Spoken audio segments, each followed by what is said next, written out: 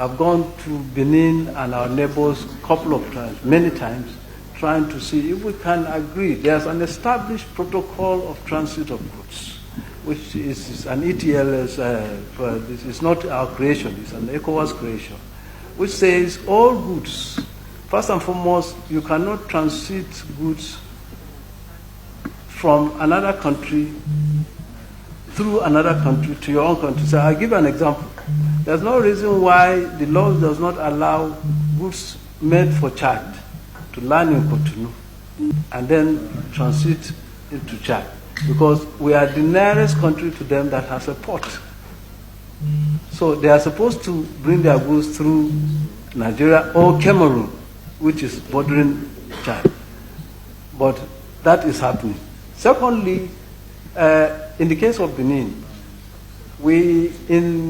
before I even came to customs, there was an agreement based on transit. And they said they had no transport, they had no means because they had no strength. Then Nigerian Customs Service, government asked Nigerian Customs Service to give them 10 brand new headers. And the essence is for them to escort all transit goods that lands at their shore to the customs of Nigeria at our own border. And they did that for 1 week and stopped. And since then, right now that I'm talking, there are over 10 to 20 million tons of rice in Benin Republic, pavo rice. They don't eat pavo rice. They don't consume pavo rice. There are 12 million people. Even if they do, that is just too much for them. That rice is destined to come to Nigeria. We have banned the importation of rice through our borders. As a matter of fact, we have literally banned the importation of rice to Nigeria because for the past 3 years, no Form M has been given for importation of rice. And that Form M is the license, is the only credible document for formal importation of rice. So which means we have not imported rice and we are not importing rice. And the idea is to enhance our own food security, to build our own food security, encourage our farmers so that they can grow and sell. And they have been doing that. But certainly this has become a problem.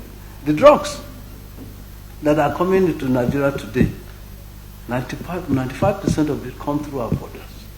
Porous borders, these guys can take it through any route. Weapons. Mr. Chairman, I make bold to say today, since we closed the border, the act of banditry has reduced drastically. And our own conclusion is that two things. Either those who create this havoc cross our borders, create this havoc and run back, or the ammunition and arms that they use, which comes at will, is no longer coming. So this act is reducing. And that's then the drugs that are coming through our borders, which affect the health and well-being of our people, has also been reduced drastically. So we felt we must compel our neighbors to agree to sign the documents that will enable us to execute the exact letter of the protocol on transit. Goods that are on prohibition list to Nigeria should never be exported or allowed to be exported to Nigeria. So if, for instance, youth clothing, which is completely total prohibition, if Benin allows youth clothing because they use it, they should not, under the protocol, allow the export of youth clothing into Nigeria.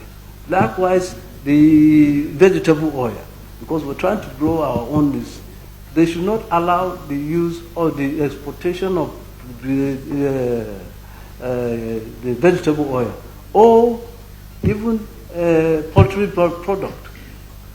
The poultry product, let Nigerians know, the same chemical that is used to embalm dead bodies is the same chemical that is injected into those chickens and turkeys to preserve it for our consumption.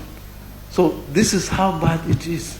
The rice that we eat, 95% of it is expired. It's expired rice. Those that goes to buy it are Indians and Lebanese, and they come and rebag these things and send it to us.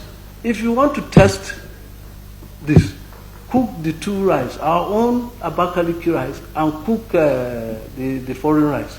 Cover it for 48 hours, tight, and open the two. After 48 hours, you hear the smell that will come from the foreign rice. It's terrible. It's terrible. That means it's chemicalized and the chemicals have expired, and therefore it becomes poison. So this is what we are trying to protect Nigerians from, and we have to do it. Our job is not only collecting revenue, it's security and the well-being of Nigerians. And therefore closing the border has become necessary so that we can get our neighbors to come to a table so that we can sit down and agree on imposing the protocol agreed by ECOWAS. If we do that, then all these illicit things which are not supposed to be exported or allowed to be exported into our country will not be allowed to be exported. For instance, based on this closure, Niger Republic has circulated an order to say no more exportation of rice or in any form to Nigeria. These are the types of things that we are looking forward to. And unless we get to that, these borders will continue to remain closed.